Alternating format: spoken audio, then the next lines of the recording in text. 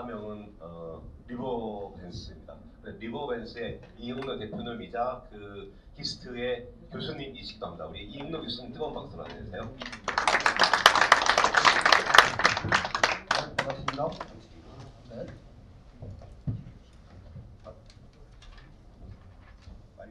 일단 말씀을 하고 계세요. 네, 안녕하십니까. 광주과학기술원 이응로 교수입니다.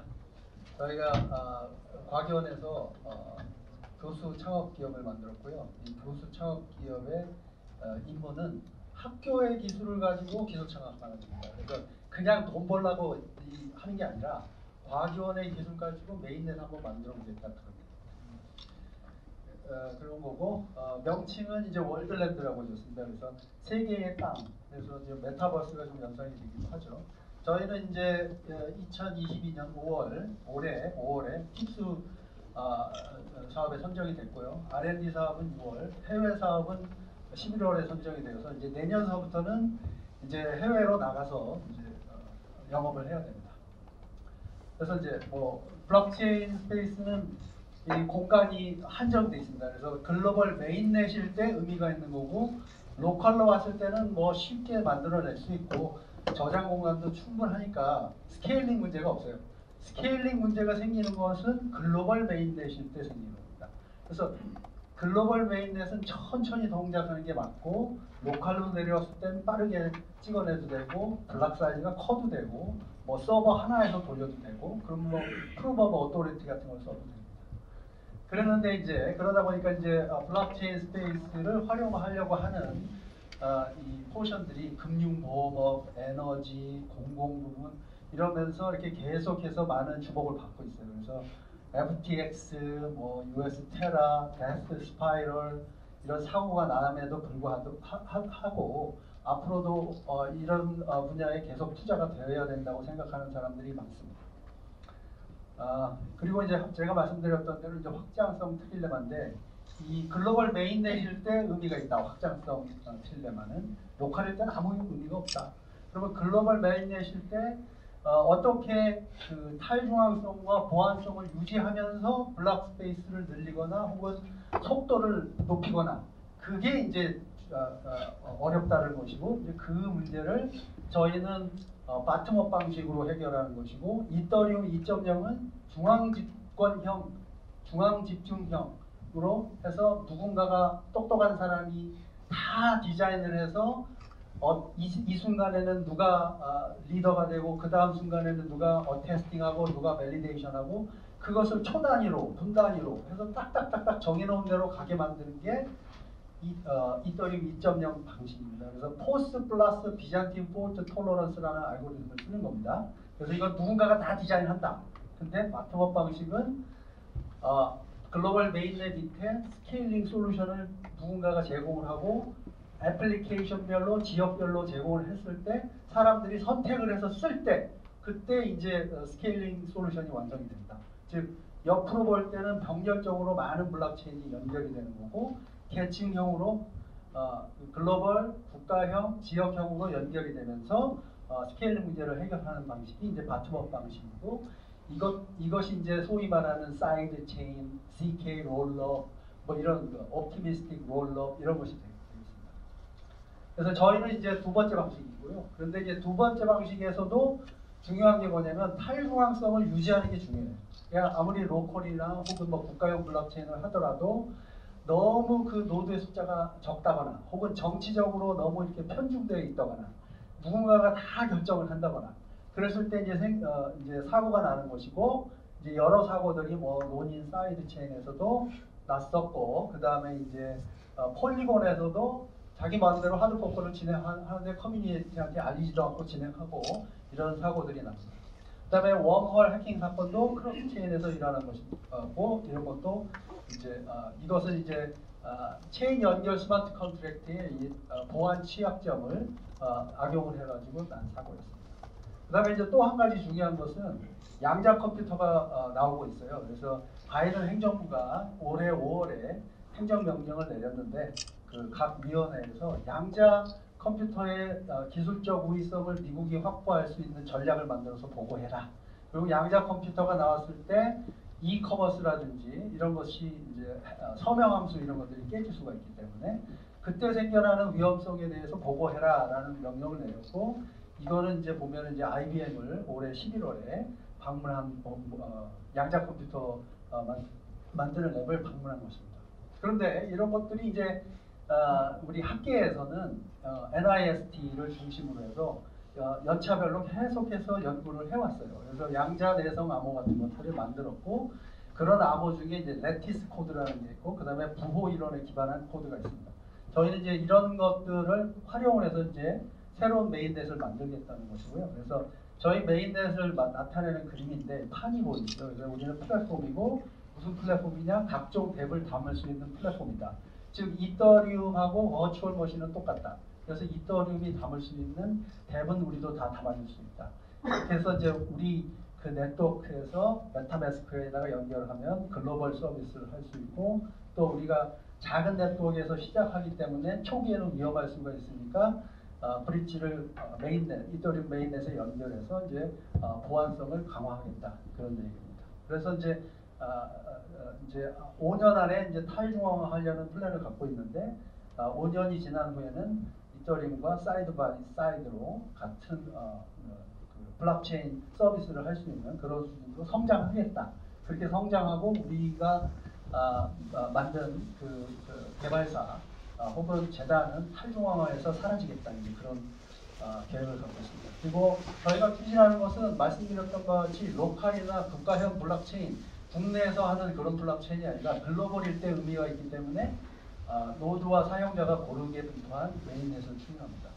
그리고 이제 저희가 만들었던 이제 합의 알고리즘을 Verifiable Computation 알고리즘이라고 하는데 이것은 오류 정정 부호에 기반해서 만든 합의 알고리즘입니다. 그래서 오류를 몇 개 고칠래라는 것을 가지고 난이도를 컨트롤할 수가 있는 알고리즘이고 그걸 갖고 합의 알고리즘을 만들었을 때 비트코인이 마치 각 노드가 독립적으로 자기가 할 일만 하는데도 합의에 이르는 그런 효과를 낼 수가 있어요. 그래서 비트코인만이 수백만 개의 노드가 서로 합의에 이르려고 할 때 합의에 이를 수가 있거든요. 그런데 무슨 뭐 비잔틴 폴트 토런스 알고리즘을 사용하는 이더리움 2.0이나 알고란드에서 쓰는 합의 알고리즘 같은 거는 한순간에 100개 노드면 더 이상 그 합의 노드에 참여시킬 수가 없어요. 스케일링 프로블럼이 생깁니다. 왜냐하면 그런 류의 합의 알고리즘은 진짜로 합의를 하는데 노드와 노드 사이에 통신을 해가면서 나 이거 한 거 마저 묻고 마저 하고 대답하는 방식이기 때문에 스케일링이 안 됩니다. 근데 저희 방식은 이제 해시 POW 알고리즘의 장점인 그 독립적으로 자기가 하는 일만 하면 합의에 이르는 그런 방식이기 때문에 대규모 P2P 노드가 참여할 수가 있게 되고 그때 이제 탈중앙성이 극대화하게 됩니다. 그리고 부호 이론을 사용했기 때문에 양자 내성을 가질 수 있습니다. 근데 저희가 이제 이런 알고리즘을 이미 논문을 다 퍼블리시했고 19년, 20년도에 그리고 이제 모든 노드가 말씀드린 바와 같이 동일한 절차를 독립적으로 통신 없이 노드와 노드 사이에 수행함으로 합의에 이르기 때문에 대규모 탈중앙화 네트워크를 만들 수가 있다. 이런 얘기입니다. 그리고 저희가 이제 이 과정 중에 한 가지 과정을 추가했는데 동전 던지기 함수를 Verifiable Random Function으로 만들어서 내가 동전이 앞면이 나왔을 때는 그 연산이 많이 요구되는 컴퓨테이션에 참여 그렇게 해서 합의에 이르는 거.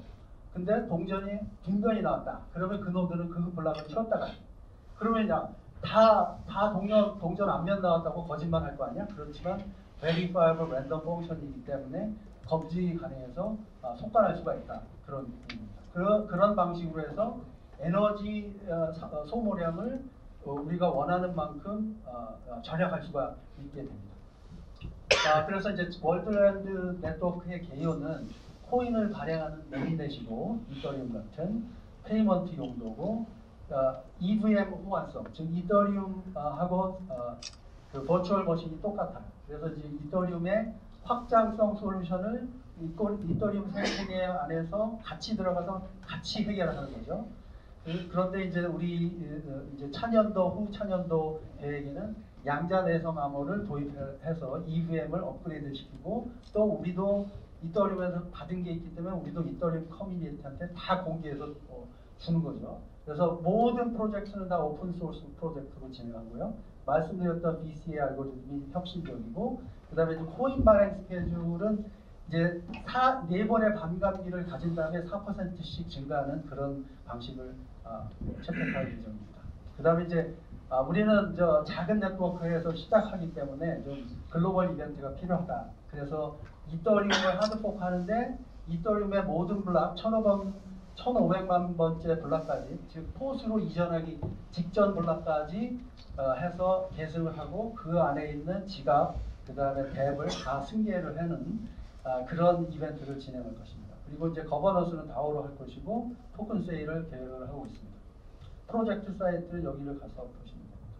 그래서 말씀드린 대로 반감기를 4번 가진 다음에 연 4%씩 증가하는 그런 스케줄링을 하고 있고요. 그 이유는 이와 같습니다. 그 다음에 이제 저희와 이 타 경쟁 블록체인들과를 비교를 해봤을 때 타 블록체인들은 그냥 이더리움을 그냥 그대로 가져다가 쓰고 가령 폴리곤 같은 경우에는 그냥 그 브릿지만 이더리움에다가 연결하는 형태인데 우리는 독특한 우리만의 합의 알고리즘, 대한민국 과기원에서 만든 합의 알고리즘으로 에이직10을 못 만들게 하고 탈중앙화된 네트워크를 만들 수 있는 그런 기술을 갖고 있다. 그 다음에 체인과 체인 간을 연결할 때는 DCPO 복합체인 연결 기술을 활용해서 하겠다. 그래서 이제 안전성을 확보하겠다 이런 겁니다. 그래서 성장 목표는 스케일업을 어떻게 할 것이냐. 이제서 시작하는데 그래서 기술 완성도는 높다고 치더라도 어떻게 생태계를 확보할 것이냐. 그건데 이제 저희는 이제 3년 플랜 혹은 5개년 플랜을 지금 만들어 놨습니다. 그래서 스케일업 하는 것이고 그 스케일업 하기 위한 첫 번째 전략이 이더리움을 하드포크한다. 그래서 1500만 개의 블락을 계승을 하고 그 안에 있는 지갑 사용자 탭 스마트 컨트랙트를 다 계승을 하고 여기까지는 이제 고스트 프로토콜로 합의 알고리즘 하는 거고 이 순간서부터 BCI 알고리즘으로 이제 합의 알고리즘이 이제 바뀌게 되고 제네시스 블락에서 42만 42 밀리언 코인을 발행을 하고 그 발행한 것을 가지고 이 생태계를 에코를 생성하는 자금으로 쓰겠다. 그렇게 해서 5년 후에는 이 탈중앙화돼서 우리 자체의 지분을 20% 미만으로 낮춰서 글로벌 네트워크 탈중앙화된 글로벌 메인넷으로 가겠다 이런 겁니다. 그래서 이제 펀딩 및 런칭 스케줄이고요. 그래서 현재까지는 뭐 2, 3년 동안 테스트넷만 돌려왔는데 이제는 공개를 하겠다는 것이고 토큰 세일을 한번 하겠다는 것이고 이거 할 때는 글로벌 런치패드를 활용해서 전 세계에 누구나든지 와서 참여할 수 있도록 하겠다. 그래서 그 참여자의 탈중앙화도 이루는 거죠. 아까도 보셨지만 세법이나 그 다오법에서도 한 나라에 집중되어 있으면 규제를 받기가 쉬운데 우리는 이제 글로벌 메인넷이고 사람의 구성원도 이렇게 탈중앙화하겠다 이런 얘기입니다. 그리고 이제 펀딩 규모는 22,000개의 이더를 받는 게 목표고 저희의 기술 가치를 1억 1.2 밀리언 즉 저희가 이제 지난 5년 동안에 연구 개발을 했던 게 한 35억 정도가 들어갔는데 그거에 한 3분의 1 정도밖에 안 되는 값으로 이 기술 가치를 평가를 받아서 1차, 2차, 3차 세일을 하겠다 그런 얘기고 거버넌스는 다오를 해서 아까도 규칙 세우고 그다음에 실행과 집행을 하고 모니터링은 이더 스캐너로 하고 집행은 스마트 컨트랙트로 하겠다 이런 얘기입니다. 그래서 말씀드렸던 바와 같이 재단의 탈중앙화 정책 그래서 제네시스 블락에서 코인을 발행해서 재단한테 이만큼을 줬는데 이거를 재단이 그냥 쓰는 게 아니라 5년 동안 네트워크를 생성하고 에코시스템을 만들어내는데 재단 지분을 계속해서 써서 5년 후에는 탈중앙화해서 사라져 나가겠다. 혹은 20% 미만으로 맞추겠다. 그런 얘기입니다. 그래서 이제 뭐 유통량 시뮬레이션 해본 것이고요. 그 다음에 유통량과 보유량 시뮬레이션 해본 것이고 그 다음에 이제 말씀드렸던 바와 같이 이제 저희가 인셉션 포인트에 갇히고 그 다음에 이더리움 지갑 계승 이벤트를 했을 때 10%의 지갑이 계승되었다고 봤을 때는 이더리움 네트워크의 0.01%의 가치를 갖는다고 선정했을 때 이만큼 가치고 메인넷이 런칭됐을 때 좀 점프하고 그 다음에 재단에서 계속해서 정책적으로 5년 동안 에코를 생성하는 노력을 해서 자금을 활용했을 때 효과를 저렇게 보고 있습니다. 그래서 말씀드렸던 바와 같이 재단에서 5년 동안 개발 지원 정책을 펼치는데 그만큼 사용되는 코인의 양은 이만큼이고 이것은 제네시스 블록에서 생산했던 코인의 75% 정도가 됩니다. 그리고 나머지 이제 25%는 재단의 영속성을 위해서 남겨놓습니다. 그리고 월드랜드 다오에서 하는 역할은 월드랜드 개발, 그다음에 아카데미, 그다음에 월드랜드 글로벌 이런 것을 수행하게 됩니다. 그리고 이제 이 메인넷에는 이해 당사자들이 재단, 투자자, 개발사, 노드 사업자, 사용자, 뎁 사업자가 있어요. 이 안에서 생태계가 이루어지는 건데 그 안에서 또 뎁 사업자가 있잖아요. 근데 뎁 사업자 하나를 봤을 때 뭐 이 안에 유니스왑도 있는 것이고 혹은 NFT 민팅 서비스도 있는 것이고 그래서 그 안을 또 들여다보면 그 안에 또 생태가 또 있습니다. 그 안에도 투자자가 있고 개발사가 있고 그래요. 그래서 이제 이런 우리가 말씀드렸던 에코를 지원한다라는 얘기는 저런 생태계가 잘 생겨나도록 지원하겠다 그런 얘기입니다. 그리고 이제 NFT도 이제 잘 발행될 수 있도록 지원해주겠다는 것이고 지자체나 혹은 기업 그런 데서 이제 우리 블록체인으로 솔루션을 하려고 할 때 지원을 해드리는 겁니다. 그러면 이제 저희가 생각했을 때 3년간 네트워크 가치가 크게 상승할 것이라고 보고 저희는 이 정도 효과를 목표한 대로 얻을 수 있지 않을까 그렇게 생각하고 있습니다. 저는 뭐 늘 국제적인 활동을 해왔고요. 그리고 저 IEEE 트랜잭션 사이버네틱스 거기 편집위원이기도 합니다. 그리고 이제 사업화 과제를 수탁을 했기 때문에 내년서부터는 이제 월드랜드 메인넷을 위해서 이제 활동을 시작하려고 합니다.